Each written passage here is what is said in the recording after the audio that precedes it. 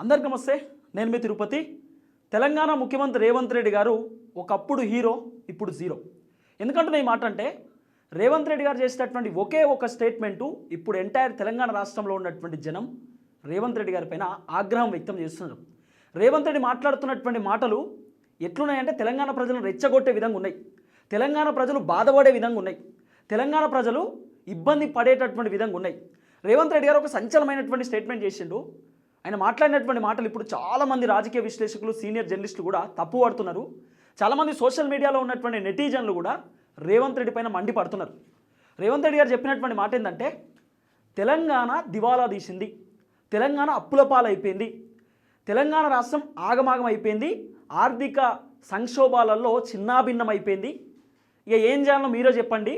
ఇప్పుడు నేను ప్రభుత్వ ఉద్యోగులకు రావాల్సినటువంటి బెనిఫిట్స్ ఇవ్వాలంటే తెలంగాణ ప్రజలకు పోవాల్సినటువంటి బెనిఫిట్స్ అన్నీ కట్ చేయాలి. నన్ను కోసుకొని తిన్నా, నన్ను వండుకొని తిన్నా, నా దగ్గర పైసలు లేవు. రాష్ట్ర ప్రభుత్వ ఆదాయం నెలకు 18,500 కోట్ల రూపాయలు మాత్రమే. ఇప్పుడు ఒక్క సంవత్సరం రాష్ట్రం నడపాలంటే ఎంత కాదన్నా 1,00,000 కోట్లు అవసరమట. కానీ మన తెలంగాణ ముఖ్యమంత్రి రేవంత్ రెడ్డి గారి దగ్గర 1,00,000 కోట్ల రూపాయలు లేవు. కేవలం 12 నెలల్లో రేవంత్ రెడ్డి గారు చేసినటువంటి అప్పు 1,58,000 కోట్ల రూపాయలు. ఈ 1,58,000 కోట్ల రూపాయలలో రేవంత్ రెడ్డి గారు ప్రజల కోసం ఖర్చు పెట్టినటువంటి పైసలు సుమారు లెక్కేస్తే అప్రాక్సిమేట్లీ చెప్తున్నా ఒక 50,000 కోట్లు కావచ్చు. మరి మిగతా 1,08,000 కోట్ల నుండి 1,18,000 కోట్ల రూపాయలు ఎటుపోయినాయి? ఎవరి కోసం ఖర్చు పెట్టిర్రు? దేనికోసం ఖర్చు పెట్టిర్రు? ఫర్ ఎగ్జాంపుల్, ఇద్దరు మంత్రులు, ఒక ఆయన కోమటిరెడ్డి వెంకటరెడ్డి, ఒక ఆయన ఉత్తమ్ కుమార్ రెడ్డి. వీళ్ళిద్దరు తెలుసు కదా, వీళ్ళిద్దరూ హెలికాప్టర్ లేకపోతే కాలు బయట పెట్టేటటువంటి పరిస్థితి లేదు. వీళ్ళిద్దరు చేసేటటువంటి పెంట ఎంత తెలుసా? 4 నెలల్లో, జనవరి, ఫిబ్రవరి, మార్చు, ఏప్రిల్, మే, ఈ 4 నెలల్లో వీళ్ళు చేసినటువంటి ఖర్చు కేవలం హెలికాప్టర్లో తిరగడానికి 17,28,00,000 రూపాయలట. 17 కోట్ల రూపాయలు కేవలం హెలికాప్టర్లలో తిరగడానికి. ఇప్పుడు తెలంగాణ రాష్ట్రం దివాలా తీసింది, అప్పు ఊడతలేదు, తెలంగాణ ఆగమైపోయింది అన్నప్పుడు మరి ఎందుకు 17 కోట్ల రూపాయలు పెట్టి ఈ తిరుగుడు ఎందుకు హెలికాప్టర్లలో? ఈ హైదరాబాద్ నుండి నల్గొండ పోవాలంటే కోమటిరెడ్డి వెంకటరెడ్డి హెలికాప్టర్లోనే పోవాలి. ఈడికెళ్ళి భువనగిరి పోవాలి హైదరాబాద్ నుండి అంటే హెలికాప్టరే. ఈడికెళ్ళి మెదక్ పోవాలంటే హెలికాప్టరు. ఈడికెళ్ళి మేడ్చల్ పోవాలంటే హెలికాప్టరు. ఇక్కడ నుండి ఆదిలాబాద్ పోవాలన్నా, కరీంనగర్ పోవాలన్నా, వరంగల్ పోవాలన్నా హెలికాప్టర్ అంతే. ఇప్పుడు ఈడికెళ్ళి భువనగిరికి ఎంత టైం పడుతుంది? మ్యాక్సిమం 50 కిలోమీటర్లు హైదరాబాద్ నుండి భువనగిరికి. ఎంత కాదన్నా వీళ్ళ అన్నీ బుగ్గకార్లు కుయ్యి కుయ్యి అనుకుంటూ పోతూనే ఉంటాయి. మరి వీళ్ళకు పెద్ద కాన్వాయ్, ప్రోటోకాలు, పోలీసులు, హంగామా, వ్యవహారం అంతా ఎంత కాదన్నా 1,00,000 రూపాయలలో మొత్తం సెట్ అయిపోతుంది. అన్ని కార్లు పోయి రావడానికి, ఒక్కొక్క కారు ల్యాండ్ క్రూజర్ కాబట్టి మ్యాక్సిమం 10 మైలేజ్ ఇచ్చినా కూడా ఎంత కాదన్నా కూడా వాళ్ళకి డీజిల్ ఎంతైతే ఒక 10,000 రూపాయలు వేసుకో, అప్రాక్సిమేట్లీ ఒక 4-5 కార్లు పోతాయి. తిండికి తిక్కానకు 1,00,000 రూపాయలు ఖర్చు అవుతాయి అంతే. కానీ కొన్ని కోట్ల రూపాయలు ఖర్చు పెడుతున్నారు ఈడికెళ్ళి ఆడికి పోవడానికి. 17 కోట్ల ఎవడప్ప సొమ్ము? ఏడికెళ్ళి తీసుకొచ్చిన పైసలు? మన దగ్గర తిండికి తికానా లేదు, ఏం లేదు. కానీ ఇప్పుడు ఇబ్బంది పడుతున్నామని చెప్తున్నాడు రేవంత్ రెడ్డి. కానీ మొన్న మహిళలకు సంబంధించినటువంటి ఏదో పెట్టిండు, మహిళలకు సంబంధించినటువంటి అందాల పోటీ పెట్టిండు. అందాల పోటీ దేనికి? ఆ అందాల పోటీ వల్ల ఈ తెలంగాణ రాష్ట్రానికి ఏమైనా లాభం ఉందా? ఆ అందాల పోటీ వల్ల ఈ తెలంగాణ రాష్ట్రానికి ఏమైనా సంపద పెరిగేటటువంటి అవకాశం ఉందా? ఏం లేదు. దుబారా ఖర్చు చేసి మా దగ్గర పైసలు ఇవ్వంటే ఎట్లా? హోర్డింగ్లు, యాడ్స్, పేపర్లలో యాడ్స్ చేయడానికి కొన్ని 100 కోట్ల రూపాయలు ఖర్చు పెట్టారు. ప్రచారంలో యాడ్స్ కోసం కొన్ని 100 కోట్ల రూపాయలు ఖర్చు పెట్టారు. మరి దుబారా ఖర్చు ఎందుకు? తెలంగాణ దివాలా తీసింది అన్నప్పుడు దివాలా తీసినట్టే ఉండాలి. తెలంగాణ ఆర్థిక సంక్షోభాలలో ఇబ్బంది పడుతుంది అన్నప్పుడు ఇబ్బంది పడుతున్నట్టే ఉండాలి. ఈ దుబారా ఖర్చు ఎందుకు అంటున్నా? తర్వాత నార్త్ కొరియా, సౌత్ కొరియా పోవడానికి కొన్ని కోట్ల రూపాయలు ఖర్చు పెట్టారు. రేవంత్ రెడ్డి గారు చెప్తారు, నేను ఎకనామిక్ ఫ్లైట్లో పోతున్నా అంటే ప్రజలతో పాటే ప్రయాణం చేస్తున్నా, చార్టర్డ్ ఫ్లైట్లో కూడా పోతలేనని చెప్పి. మీరు ఎన్నిసార్లు చార్టర్డ్ ఫ్లైట్లో పోయిర్రు? ఢిల్లీకి 42 సార్లు పోయిర్రు. 42 సార్లు మీరు ఎకనామిక్ టికెట్ తీసుకొని పోయిర్రా? 42 సార్లు ఢిల్లీకి పోయేటప్పుడు ప్రజలలో కలిసిపోయిర్రా? మరి మీకు ఇంత ప్రోటోకాల్ ఎందుకు? మీకు ఇంత వ్యవహారం మీద ఇంత గన్మెన్లు ఎందుకు? సెక్యూరిటీ ఎందుకు? ఇవన్నీ క్వశ్చన్ మార్కే కదా.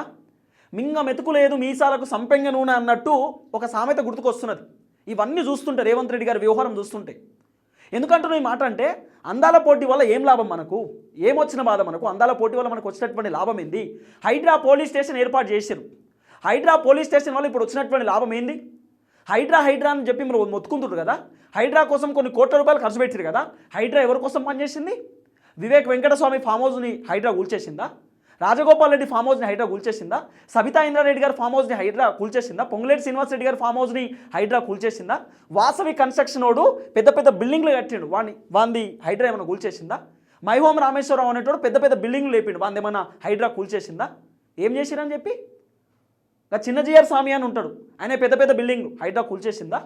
ఇట్లా మాట్లాడుకుంటూ పోతే ఈ తెలంగాణ రాష్ట్రంలో అనేకమైనటువంటి బిల్డర్లు ఉన్నారు, పెద్ద పెద్ద వ్యాపారవేత్తలు, బడా కాంట్రాక్టర్లు ఉన్నారు. చెరువులు కబ్జాలు పెట్టి చెరువులోనే పెద్ద పెద్ద బిల్డింగ్లు కట్టారు, పెద్ద పెద్ద విల్లాలు కట్టారు చెరువుల శివారులోనే. వాళ్ళ జోలికి పోయిర్రా? మల్లారెడ్డి అనేటటువంటి దుర్మార్గుడు చెరువులోనే కాలేజ్ కట్టిండు, వాళ్ళ జోలికి పోయిర్రా? పోలే కదా. ఇట్లా మాట్లాడుకుంటూ పోతే అనేక మంది వ్యక్తులు ఉన్నారు. ఇదే కాంగ్రెస్లో ఉన్నటువంటి వ్యక్తులు అనేక మంది కోకోలం వ్యక్తులు ఉన్నారు, చెరువులో కబ్జాలు పెట్టి మొత్తం ఇల్లులు కట్టుకొని ఆగమాగం చేసినటువంటి వ్యక్తులు. వాళ్ళ జోలికి పోయిర్రా? హైడ్రాకి ఇంత ఖర్చు, మీరు అన్నీ దుబారా ఖర్చు కాకపోతే మీరు ఏం చేసిర్రు? తెలంగాణ ప్రజల కోసం మీరు ఎంత ఖర్చు పెట్టారో ఒక సమాధానం చెప్పండి రేవంత్ రెడ్డి గారు, చూద్దాం. మీరు చెప్పండి. అందుకే మీరు ఒకప్పుడు హీరో, ఇప్పుడు జీరో. మీరు ప్రతిపక్షంలో ఉన్నప్పుడు హీరో, ప్రతిపక్షంలో ఉన్నప్పుడు అధికార పార్టీని చెడుగుడారు మీరు. మీరు ప్రతిపక్షంలో ఉన్నప్పుడు అధికార పార్టీని పొట్టు విమర్శించారు, పొట్టు తిట్టినారు. వాస్తవానికి కేసీఆర్ మన ఒక స్టేట్మెంట్ ఇచ్చిండు. అయితే ఈ చేవెళ్ళకు సంబంధించినటువంటి లీడర్ కేసీఆర్ అన్నారంటే, సార్ ఫుల్ వ్యతిరేకత ఉంది కాంగ్రెస్ పైన, ఈ టైంలో మనం అధికార పార్టీని పడగొట్టి మన పార్టీని మనం అధికారంలోకి తీసుకురావచ్చు సార్ అంటే కేసీఆర్ ఒక మాట చెప్పిండట. మనం అధికారంలో ఉన్నప్పుడు రేవంత్ రెడ్డి మనల్ని పొట్టు తిట్టిండు, మనల్ని విమర్శించిండు, ముఖ్యమంత్రి చాతగాని సన్నాసి అన్నాడు, ముఖ్యమంత్రి ఫామ్ హౌస్ ముఖ్యమంత్రి అన్నాడు, ముఖ్యమంత్రికి ఏం చాతనైతలేదు అన్నాడు. ముఖ్యమంత్రి కుర్చీలో కూర్చుంటే ఎంత బాధ్యత ఉంటుంది, ఎంత హీట్ ఉంటుంది, అధికారంలో ఉంటే ఎంత బాధ్యత ఉంటుంది, ఎంత ఘోరమైనటువంటి పరిస్థితి ఉంటుంది అనేది రేవంత్ రెడ్డికి అర్థం కావాలి, ఇంకా బాగా తెలుసుకోవాలి రేవంత్ రెడ్డి, ఓపిక పట్టండి అని కేసీఆర్ చెప్పిండట. ఇప్పుడు రేవంత్ రెడ్డికి అర్థమవుతుంది, ఓపెన్గా చెప్తున్నాడు, మా దగ్గర పైసలు లేవు, అప్పు ఉడతలేదు, ఏం చేయాలో మాకు అర్థమవుతలేదు, మమ్మల్ని ఏం చేయాలో చెప్పుర్రి, మేము ఎటు పోవాలో చెప్పుర్రి అంటున్నాడు. ఒక ముఖ్యమంత్రి హోదాలో ఉన్నటువంటి వ్యక్తి, తెలంగాణ రాష్ట్రాన్ని నడిపించాల్సినటువంటి వ్యక్తి నేను ఏం చేయాలో అంటున్నాడు. మరి మేమేం చేయాలి? ఉచితాలు మేము పెట్టమని చెప్పినామా? మీ పార్టీలో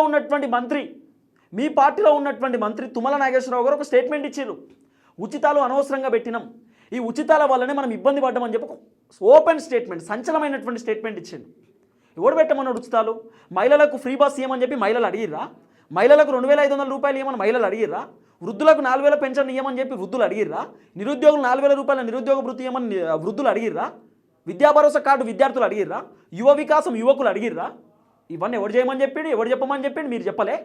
తుక్కుగూడలో 6 గ్యారెంటీలు ప్రకటించింది మీరే కదా.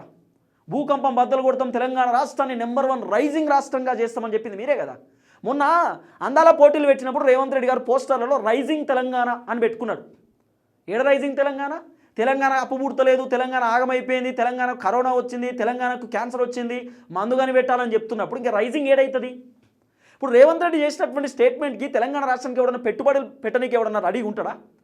ఇప్పుడు ఎవడన్నా నాసంటోడో వేరేటోడు ఎవడైనా తెలంగాణ రాష్ట్రానికి పెట్టుబడులు పెడదాం, ఓ 10 కోట్లు 20 కోట్లు అని చెప్పి ఆ విదేశాలకు వెళ్ళి కంపెనీ వాడు ఎవడన్నా వచ్చి తెలంగాణలో పెట్టుబడి పెడితే బాగుంటుంది, మనకి ఏమైనా ఇన్కమ్ వస్తుంది అని అనుకునే మూమెంట్లో తెలంగాణ దివాలా తీసింది, తెలంగాణకి ఎవడు అప్పిత్తలేడు, అప్పుల కోసం పోతే నన్ను దొంగలు చూసినట్టు చూస్తుర్రు, ఢిల్లీలో అపాయింట్మెంట్ అడిగితే చెప్పులు ఎత్తుకుపోతారేమో అన్నట్టు చూస్తుర్రు, నన్ను ఏం చేయాలో చెప్పుర్రి అంటే మిమ్మల్ని ఎవడు నమ్ముతాడు? మన తెలంగాణలో ఎవడు నమ్ముతాడు? నాకు తెలిసి ఎవడన్నా మన తెలంగాణలో ఎవరన్నా ఇన్వెస్ట్ చేయడానికి వచ్చేటోళ్ళు కూడా ఆల్రెడీ దివాలా తీసిన తెలంగాణ మనం ఏం ఇన్వెస్ట్ చేయాలి భయ్, మనకేమొస్తుంది అనుకుంటాడు. మన తెలంగాణ రాష్ట్రంలో ఎవడన్నా అప్పియాలన్నా కూడా ఆల్రెడీ తెలంగాణ దివాలా తీసిందని ముఖ్యమంత్రి ప్రకటిస్తున్నాడు, ఆయనకు పైసలు ఇచ్చుడు కూడా వేస్టే, తెలంగాణకు అప్పియొద్దు మళ్ళీ రిటర్న్ రావు మనకు పైసలు అని అనుకుంటారు కదా ఆయన ఇచ్చేటటువంటి స్టేట్మెంట్కి. సో అన్ని అంశాలు ఒక్కొక్కటి తెరపైకి వస్తున్నటువంటి పరిస్థితి. సరే ఏది ఏమైనా కూడా తెలంగాణ ముఖ్యమంత్రి రేవంత్ రెడ్డి గారు కొంచెం ఓపెన్ స్టేట్మెంట్లతో తెరపైకి వచ్చేటటువంటి ప్రయత్నం చేస్తూ ఉన్నాడు. ఈ స్టేట్మెంట్లు కాస్త ఇప్పుడు మొత్తం తెలంగాణ ప్రజలంతా వాళ్ళు పరిశాన్లో ఉన్నారు, ఇట్లా మాట్లాడుతున్నాడు ఏందో ఒక ముఖ్యమంత్రి స్థాయిలో ఉన్నటువంటి వ్యక్తి అని చెప్పి. ఒకానొక టైంలో ముఖ్యమంత్రి గారు ఉన్నట్టు ఇప్పుడు లేరు, ప్రతిపక్షంలో ఉన్నప్పుడు ఒక లెక్క, అధికారంలో ఉన్నప్పుడు ఒక లెక్కనే కనబడుతున్నాడు. అప్పుడు హీరో, ఇప్పుడు జీరో. ఎందుకు చెప్తున్నా ఈ మాట జీరో అని చెప్తాంటే, ఇప్పుడు ఒక ముఖ్యమంత్రి తెలంగాణను ఎట్లా నడపాలి, తెలంగాణను ఏం చేయాలి, ఎట్లా డెవలప్ చేయాలి, తెలంగాణలో ఎట్లా అభివృద్ధి కార్యక్రమాలు చేయాలనేది మినిమం క్లారిటీ ఉండాలి. క్లారిటీ పక్కన పెడితే తెలంగాణ దివాలా తీసింది, అప్పుల పాలు అయిపోయింది, నేను ఏం చేయలేను అంటున్నాడు. మరి ఏం చేయలేనప్పుడు ముఖ్యమంత్రి పదవి వేస్ట్. మీరు రాజీనామా చేసి ఆ కోమటిరెడ్డి వెంకటరెడ్డి చేతుల్లో, ఉత్తమ్ కుమార్ రెడ్డి చేతుల్లో, ఆ బట్టన్న చేతుల్లో ముఖ్యమంత్రి పదవి ఇస్తే వాళ్ళు చిన్న మెల్లగా కింద పడో మీద పడో ఎట్లనో అట్లా నడిపించుకునేటటువంటి ప్రయత్నం చేస్తారు. సరే చూద్దాం ఏం జరగబోతుందో.